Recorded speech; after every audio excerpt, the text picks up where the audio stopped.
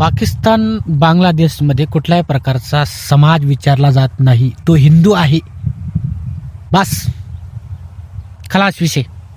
तिथंच त्याचा कार्यक्रम करून टाकतात ते, कारण त्यांना माहिती हिंदू समाज हा दुगला आहे, जातीयवादीमध्ये वाटला गेलेला आहे.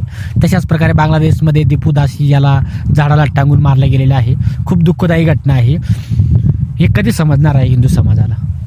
मला कधी कधी शंका येते की खरोखरच हिंदू समाजामध्ये एकता होणार की नाही, की अशा प्रकारचा कृत्य भारतामध्ये सुद्धा होण्याची दाट शक्यता आहे. कारण हिंदू समाजामध्ये एकता होऊच शकत नाही, ही मला कधी कधी शंका येते. आणि माझं एक म्हणणं आहे मुस्लिम बांधवांना, अल्लाहू अकबर आणि सन तरसे जुदा अशा नारा करून तुमचा अल्लाह खरोखर खुश होत असेल का?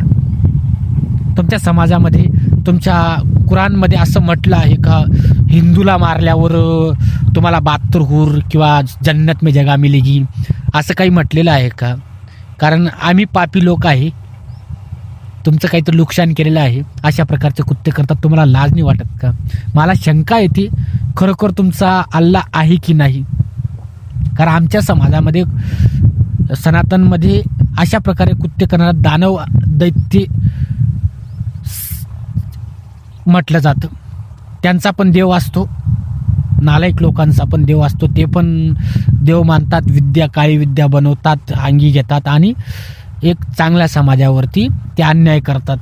हे आत्तापर्यंत मी ऐकलं आहे, परंतु ते मी स्वतः ऐकत आहे, बघत आहे. बांगलादेशमध्ये, पाकिस्तानमध्ये हिंदूंचा संहार करत आहे. कारण हिंदूंमध्ये एकता नाही. ज्यावेळेस एकता आली त्या दिवस विषय संपेल. म्हणून जातीवादी करू नका. मी अमुक जातीचा आहे, टमुक जातीचा आहे, मी हिंदू आहे. ज्या दिवशी हा मुखातून, तोंडातून शब्द निघेल, त्या दिवस अशा प्रकारचं कृत्य आपल्याला बघायला मिळणार नाही, ऐकायला मिळणार नाही, ही तुम्हाला हमी देतो. जो माझा हिंदू बांधव संकटात असेल त्याला एकतेने सगळ्यांनी उभं राहणं खूप गरजेचं आहे, हे लक्षात ठेवा. म्हणून हिंदू राष्ट्र होणं खूप महत्त्वाचं आहे. कारण हे तुम्हाला उदाहरण आहे. पाकिस्तान एक मुस्लिम देश झाला, बांगलादेश मुस्लिम देश झाला. जे 5% 10% जे हिंदू समाजातील दलित बांधव असतील, सगळे त्या ठिकाणी आहेत. त्यांना कुठल्या प्रकारचं बघितलं जातं, हे अशा प्रकारचं कृत्य आपल्याला दिसत आहे. हे दिवस येऊ नये म्हणून